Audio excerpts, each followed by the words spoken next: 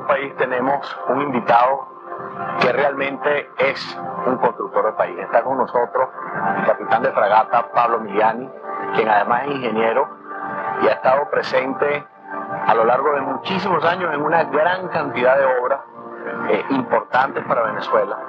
Ha sido, además de un hombre de una fructífera labor privada, importante en algunos momentos históricos dentro de nuestro sector público, y en los últimos años, algo de lo que vamos a hablar hoy, se ha dedicado a una bellísima labor que es la de Teleboconó en Boconó, y que ha sido pues un centro de capacitación, de educación, admirado por todas las personas en la región y a nivel nacional. Buenas noches, capitán. Buenas noches, muchísimas gracias por la invitación. Nosotros, por supuesto, vamos a hablar de Teleboconó más adelante, pero yo quería, como le expresé en nuestra conversación previa, aprovechar la presencia de usted, la experiencia, el pase por tantos momentos de nuestra historia, para evaluar la situación en la que nos encontramos los venezolanos. Hay en el país como una visión pesimista, capitán. La gente piensa que este es el peor momento del país, y sin embargo el testimonio de hombres como ustedes nos puede enseñar si este es o no verdaderamente el peor momento del país y si tiene salida. ¿Qué opina usted del momento que estamos viviendo en Venezuela? Bueno, yo no creo que sea el peor momento. Lo que sucede es que siempre la fiebre que se tiene es la que uno cree que es la más grave. Pero los años 30, que yo la viví de joven, o de niño prácticamente, fue una verdadera crisis. Esto es un juego de crisis. En la época de los años 30, donde en el interior especialmente, les puedo referir de lo que yo viví, quebraron todas las empresas, quebraron todos los negocios, bueno, todo se vino abajo, porque eso fue una consecuencia que tuvo también proyección mundial. Y eso no se puede comparar como lo de ahora. Yo les puedo decir cosas que hasta dan risa.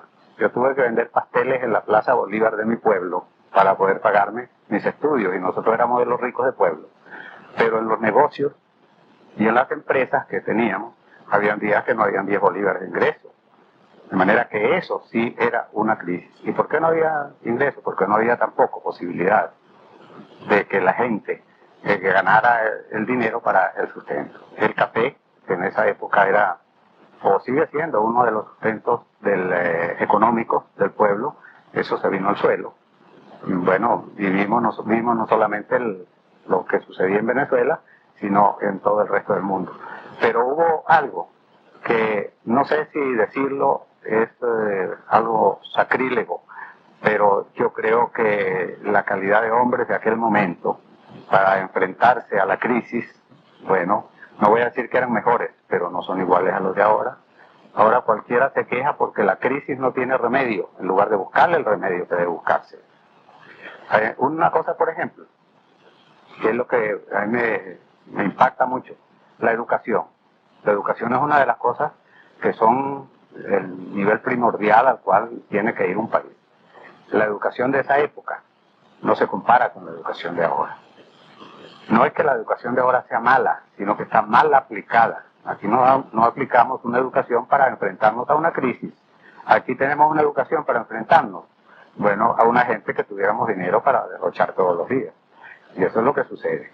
Y las medidas, no, yo no soy economista, ni tengo tampoco autoridad para decirlo, pero yo creo que hay muchas medidas que se han tomado y que son completamente al revés. Ahora, usted no es economista, pero usted sabe economizar. Lo que han visto, y eso es una anécdota de los tiempos en los que usted fue ministro de Transporte y Comunicaciones, cuando el presidente Betancur, en donde convocado como independiente, como hombre del sector militar que estaba en ese momento ya incorporado a la vida civil, le toca jugar un papel allí importante en donde hubo que economizar, hubo que tomar medidas drásticas, hubo que enfrentar situaciones laborales difíciles como las que se están enfrentando ahora. ¿Por qué no nos narra y en paralelo nos compara pues esa experiencia que usted vivió allí con lo que está viviendo Venezuela? Bueno, comienzo por decirle que el nombramiento mío de ministro creo que sirvió para corroborar que todos los gobiernos cometen errores, ¿no? De que me nombraron a mí es la primera cosa que le digo. Y que cuando nos llamó el presidente Betancur fue porque se vivía una situación económica, pero al mismo tiempo política internamente dentro del gobierno. Salía un partido, entonces él reemplazó al personal de ese, a los colaboradores de él de ese partido por independiente. Y recuerdo mucho que cuando él me llamó para decirme que iba para el ministerio, yo me reí, le dije, yo no era político ni diplomático. Me dijo, bueno, todo lo que decía Betancourt cuando el presidente Betancourt, yo lo llamaba Rómulo cuando estudiaba yo en el exterior, que lo conocía él. Bueno, y llegamos al gabinete y la primera cosa que tuvimos que afrontar es el problema económico. Y cuando se hablaba del problema económico, bueno, no se aumentaron los sueldos, sino que se rebajaron. Y yo, un poco de intrépito, también metí la cuchara dentro de las opiniones que se estaban dando. Y uno de los ministros, muy bien preparado y todo, cuando yo di mi opinión me preguntó que si yo era economista. Yo le dije que no. Y fue cuando comenzamos a discutir la rebaja de sueldo. Y uno de los argumentos, un argumento muy sencillo, ¿qué saca la gente que le aumenten el sueldo si no se lo pagan? Es preferible que le paguen el sueldo bajo, pero que se lo paguen mensualmente y tienen su comida segura. ¿Cómo va a ofrecer en aquel momento el presidente Betancourt un aumento de sueldos por la situación que se vivía si la misma nación no tenía ingresos para sustentarlo? Entonces, ¿qué se hizo? Se acordó una rebaja de sueldos comenzando por el señor presidente de la República, bueno, hasta el último empleado. Y todo el mundo lo aceptó porque el presidente de la República explicó a la CTV y explicó a todo el mundo que esa situación no se podía corregir de otra manera porque los ingresos petroleros, que era la mayor parte de ingresos que había, no daban para subir los sueldos. Y tuvo el valor, por decirlo así, y el apoyo de todos nosotros, de sacar un decreto donde se suspendían los contratos colectivos por 2 años, donde se hacía la rebaja de sueldo y donde había que tomar las medidas para eliminar el personal sobrante en los ministerios y en todos los sitios públicos, teniendo en cuenta, lógicamente, de no que iban a ir a la calle así solamente, sino buscarle una alternativa para que no quedaran cesantes. Por ejemplo, en el ministerio que a usted le tocó manejar en aquella época, Transporte y Comunicaciones, que en aquella época tenía mucha burocracia, hoy vuelve a tener, igual que en aquellos tiempos, bastante burocracia en Venezuela. ¿Cómo se manejó ese problema de los recortes de personal para economizar? Mire, hay algo que es mala educación hablar en primera persona, pero va a tener que decirse. A mí se me ocurrió cuando amenazaron con una protesta, de decirle que todavía no protestaran, todavía no se habían ido, que todavía quedaba una semana, que por qué no nos reuníamos. Y comencé a conversar con mucha gente y a explicarles que fundando una cooperativa, por ejemplo, yo le aseguraba el trabajo a esa cooperativa, que fundaran ellos, para la limpieza, por ejemplo, de los edificios del Ministerio de Comunicaciones, de cuidadores o cualquier cosa de esa por el estilo. Y llegó un momento en que eso despertó el ánimo entre la gente y se dio cuenta que lo que estaban era perdiendo el tiempo con un sueldito que ganaban en un ministerio sin hacer nada y que podían trabajar por su cuenta y tener un ingreso mayor. Y al mismo tiempo la nación se beneficiaba porque el dinero que se estaba gastando en una burocracia que no hacía nada se podía utilizar para obras de las cuales ellos se iban a beneficiar, o Venezuela entera se iba a beneficiar de ese modo. Y cuando en el exterior se vio también esa manera seria, responsable de afrontar